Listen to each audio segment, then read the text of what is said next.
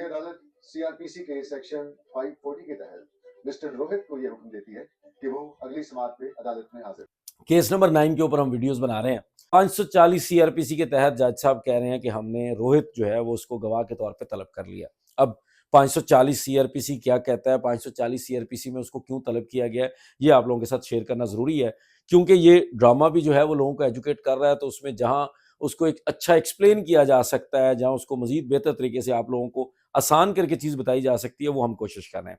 540 CrPC basically हमारी अदालत को एक ताकत दी जाती है, एक पावर देती है। ये हमारा क्रिमिनल प्रोसीजर कोड ज़ाब्ता फौजदारी, जिसके तहत ये सारा क्रिमिनल का जो मुकदमात का निज़ाम चलता है वो ज़ाब्ता फौजदारी होता है, जिसको इंग्लिश में सीआरपीसी कहा जाता है, क्रिमिनल प्रोसीजर कोड कहा जाता है। 540 जो है वो हमारी अदालत को ये ताकत देता है कि वो किसी भी गवाह को जो उस मुकदमे के अंदर जरूरी है, ऐसा नहीं कि किसी भी गवाह को किसी को भी बिला वजह जो है वो जिसका उस मुकदमे के साथ कोई कंसर्न नहीं उसको तलब कर सकती है, लेकिन अदालत अगर ये समझती है कि जिस मुकदमे की सुनवाई वो कर रही है या समाअत वो कर रही है, उस मुकदमे को इंसाफ तक पहुंचाने के लिए, उसके अंदर बेहतर फैसले तक पहुंचने के लिए अगर अदालत को यह लगता है कि फलां बंदा जो है वो अदालत के अंदर आए और अपनी गवाही दे, या कोई बंदा पहले से गवाही दे चुका है और उसकी गवाही नामुकम्मल है, उसकी गवाही को मजीद दोबारा उसको तलब करने की जरूरत है, तो अदालत जो है वो 540 के तहत तलब कर सकती है। और जब अदालत 540 के तहत तलब करती है तो पहले तो सिर्फ समझ जाता है,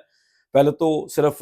जाके बुलाया जाता है, बताया जाता है कि जी आप आ जाएं। अगर वो बंदा इनकार करता है तो अदालत के पास ये ताकत है कि वो पुलिस को हुक्म देती है वारंट के जरिए कि इसको गिरफ्तार करके मेरे सामने पेश करें ताकि हम इसकी गवाही रिकॉर्ड कर सकें। तो आने वाली किस्त के अंदर लग ये रहा है कि वो जो रोहित साहब हैं, जो कामरान एक्यूज के बड़े क्लोज बडी हैं और इस मुकदमे के वाहद विटनेस हैं, जिन्होंने कुछ ना कुछ चीजों को देखा है और जिनको एक्चुअली हकीकत का पता है कि शहर का रेप हुआ है, तो उसको तलब किया जा रहा है, जिससे शायद इस मुकदमे के अंदर एक बहुत बड़ा चेंज आ सकता है। इस मुकदमे के अंदर जो आने वाले दिनों में जो है वो कई तरह की नई चीजें हमारे सामने आ सकती हैं और आहिस्ता आहिस्ता ये कंक्लूड होने के नजदीक चला जाएगा।